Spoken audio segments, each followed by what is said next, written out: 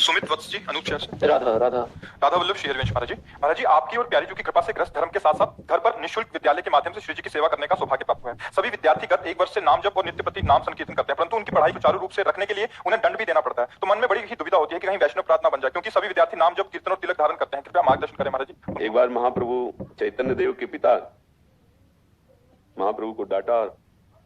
स्वप्न में एक महापुरुष प्रकट हुए और उनका तुम्हें पता है तुम्हारे पुत्र रूप में कौन है आप जिनको डांट रहे थे? बोले ना मुझे पता करना है ना सुनना है, जो भी है हमारे बेटे हैं, हमारे पुत्र बने आकर। तो हम डांटा है, आगे आवश्यकता पड़ी तो शपथ भी लगाएंगे। ये सौभाग्य देने के लिए वो पुत्र बने हैं। तो महापुरुष मुस्कुराकर अंतर ध्यान हो गए। हमें क्यों उदाहरण सुनाया कि वो शिष्य रूप में है। आवश्यकता पड़ी डांटेंगे, आवश्यकता पड़ी हम उनको दंड भी देंगे। अब जैसे सब है तो ऐसा नहीं कि इनसे प्रिय व्यवहार करते हो। कभी कभी किसी की वृत्ति को ठीक करने के लिए ना गुस्सा है ना द्वेष है, पर रूप बना लिया गुस्सा वाला और क्रोध का शब्द उच्चारण कर दे तो ठीक है, फिर हम ऐसा ऐसा तुम्हें दंड विधान करते हैं। वो डर गए, उनकी वृत्ति सुधर गई, वो गलती नहीं करेंगे। आज तो नाराज हो गए और एक सेकंड के लिए भी हृदय में कोई जलन नहीं है, कोई द्वेष नहीं है, पर हमें नाटक करना है।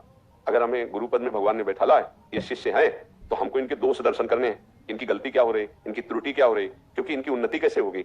अब ये तो हमारे ऊपर समर्पित हो गए, तो हम इनके ऊपर समर्पित हैं कि इनकी कोई भी गलती इनको परास्त न कर पावे। पहले से उस गलती को सावधान, और अगर त्रुटि होती है तो दंड विधान। तो उसमें थोड़ी कि इनके अंदर भगवान है, ये वैष्णव है, ये तो आचार्य परंपरा से है, तो अब हमारे अंदर जो मंत्र है वही मंत्र इनके अंदर है, जो आचार्य के अंदर मंत्र है वही इनके अंदर मंत्र है। पर हमको सेवा मिली है कि शिष्य है, इनकी कोई त्रुटि होगी तो हमें डांटना है, हमारी पूजा है इनकी।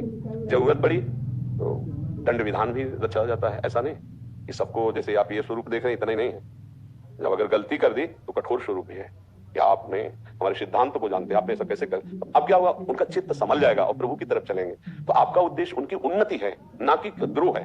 जो हम द्रोह करके दंड देते हैं या द्रोह करके या किसी न्यून बात को लेकर के, वो ठीक नहीं है। हम उनकी उन्नति का भाव रख करके उनके अंदर जो उस उन्नति में बाधक भाव है उनको हम उनको संबोधन, देखो आप ऐसा करते हैं, तो दंड भी दिया जाता है तो वो मृदु दिया जाता है। मृदु ना उसके शरीर की हानि हो, ना उसकी मानसिकता में निगेटिव भाव आने पावे। ये भी बात है, दोनों चीजें समझनी। जैसे कुम्हार मटकी को ऊपर से मारता है तो नीचे से ताप लगाए, अगर डांटा तो शाम के बुला के गले लगा करके। ऐसा भी नहीं है कि डांट दिया तो अब उनका परमार्थ किया, सब कुछ छोड़ के महाराज जी के सारे हुए, अब यहाँ तो अतरे दिन। ऐसा भी नहीं, इतना प्यार भी देना है कि हर परिवार के संबंध का प्यार उनको एक जगह समझ में आए कि मेरे माता तो महाराज जी, पिता तो महाराज जी, मेरे गुरु तो महाराज जी और मेरे दोस्त तो महाराज जी। आप क्या समझते हो, इन बच्चों को ऐसे थोड़ी रखते हैं। इनको अच्छे अच्छे पदार्थ पवाकर पुष्ट भी करना है, पर इनके दोष रहने नहीं देने कि तुम खाओ और उद्दंडता करो। तो जैसे जो है कभी उद्दंडता, निगेटिव भाव नहीं आने चाहिए। तो जैसे विद्यार्थी है उसको ये भाव अंदर से इतना दुलार कि गुरु जी हमें बहुत दुलार करते हैं, और अगर हम गलती करेंगे तो पीट भी देंगे। वो हमारे लिए अपराध नहीं है, वो हमारी सेवा है। अपराध तब होगा जब वो गंदा बात करे और हम देखते रह जाएं, तो हम अपने धर्म से चूक जाएंगे। ये बात है, हमें कोई भी गलत कार्य बर्दाश्त नहीं करना।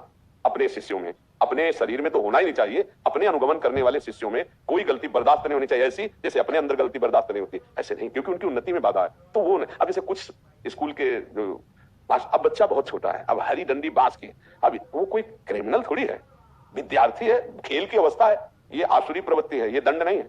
ये फिर वो अपने दंड का विधान रच रहा है। ऐसा नहीं करना चाहिए। जैसे टीचर जो है ना, हमने खुद विद्यालय में देखा है, जैसे कोई सवाल नहीं लग पाया है, कोई ऐसा काम नहीं कर पाया, तो वो अवस्था ही प्रमाद की होती है। ये अवस्था जो किशोर अवस्था होती है ना, अगर इसको शासन में न लिया जाए तो बहुत ही उद्दंड अवस्था होती है। किशोर अवस्था से यौवन अवस्था तक खड़ा कर दीजिए आप, तब तक खड़े रहिए जब तक ऐसे। अब ऐसे कि बांस की छड़ी से पूरे शरीर में वो ये क्रिमिनल के साथ व्यवहार होता है। ये मतलब शासन विभाग का, गुरु विभाग का दंड विधान होता है। खड़े हो जाओ, जब तक हम क्लास में पढ़ाएंगे तब तक तुम खड़े रहोगे, बस खड़े रहो, चलो उस पर खड़े रहो। ऐसे मृदु दंड दिए जाते हैं जिससे उनको अपमान भी महसूस हो और अपनी गलती को भी महसूस हो। कठोर ऐसे बहुत सावधान, क्योंकि जैसे मारने का भी ढंग है तो वो दंड दिया जाता है। जैसे एक स्कूल में टीचर थे वैसे पकड़ लेते थे, हाँ तो गलती ले चाहिए, नहीं होगी पंडित जी, गलती नहीं होगी, छोड़ दिया। ऐसे मृदु दंड, बच्चों को मृदु दंड दिया। सबसे ज्यादा दंड होता है नजर का, कठोर दंड मतलब नजर का। ऐसा शारीरिक दंड बच्चों को कम देना चाहिए, क्योंकि बहुत जैसे 5 में पढ़ रहे हैं, 8 में पढ़ रहे हैं, और ये उद्दंडता होती है। भगवान उतरित हुए इस अवस्था में, वो भी उद्दंडता के, अपनी माँ के घर के माठ फोड़ देना, ये कर नहीं हुआ तो वो भी बांधे ना भगवान को, वो भी छड़ी उठाए भगवान के लिए। तो ये अवस्था ही ऐसी होती है। तो अंदर प्यार रखकर बाहर से अगर हम मृदु शासन करें तो ये कोई अपराध नहीं। ठीक है, उसके उपरांत भी कोई सुधरे नहीं तो फिर उसका क्या होगा? भगवान के ऊपर छोड़ देना चाहिए, क्योंकि अपना अधिकार नहीं। अगर आप ज्यादा दंड दोगे तो आपकी नौकरी भी चली जाएगी या आपके ऊपर भी रिपोर्ट हो सकती है, नहीं हो सकती। तो आपको अपने को भी चला है, फिर भगवान को ऊपर छोड़ दे कि अब जैसा हमारा प्रयास है वो तो उतना ही प्रयास है, इसके बाद भगवान जाने। जैसे ऐसा होता है, फिर हमारा जहां तक प्रयास है इसके आगे हम नहीं कर सकते। भाई उचित हम आपको दंड दे रहे हैं कि जाओ 2 परिक्रमा वृंदावन की लगाओ, भोजन नहीं मिलेगा एक टाइम, तुमने गलती की, हाँ गलती। अब इसके बाद आप सुधार नहीं कर रहे रोज वही, तो फिर आप अपने घर जाओ, आप हम आपको नहीं संभाल पाएंगे और उनके माता पिता को सूचना देके आप इनको ले जाइए, या फिर आप कहीं और देखिए, आप हमारे बस से बाहर हो चुके हैं, आप जा सकते हैं, क्योंकि यहाँ ऐसे आचरण वाले रहते नहीं हैं और हम आपको सुधारने में असमर्थ हैं। क्योंकि जब आप सुधरना ना चाहोगे तो आपको कोई नहीं सुधार सकता, और अगर आप सुधरना चाहते हैं गलती में तो एक दो बार आपको संबोधन करना पड़ेगा, आप खुद सुधार। तो जो साधक सुधरना नहीं चाहते उनको सुधारना असंभव है। जैसे कुछ विद्यार्थी नहीं सुधरना चाहते तो हमें कठोर दंड नहीं देना चाहिए, प्रभु को छोड़ दे, उनके घर वालों को बता दे। ऐसा ज्यादा परेशानी हो तो उदासीन हो जाए, उदासीन सबसे बढ़िया, न राग न द्वेष, राधा राधा राधा राधा राधा। क्योंकि ज्यादा दंड देना ठीक नहीं है। ज्यादा दंड दे दिए तो अगर वो कानूनी कार्रवाई कर दे तो आप बंधन में आ जाएंगे, ऐसा है ना, है ना ऐसा।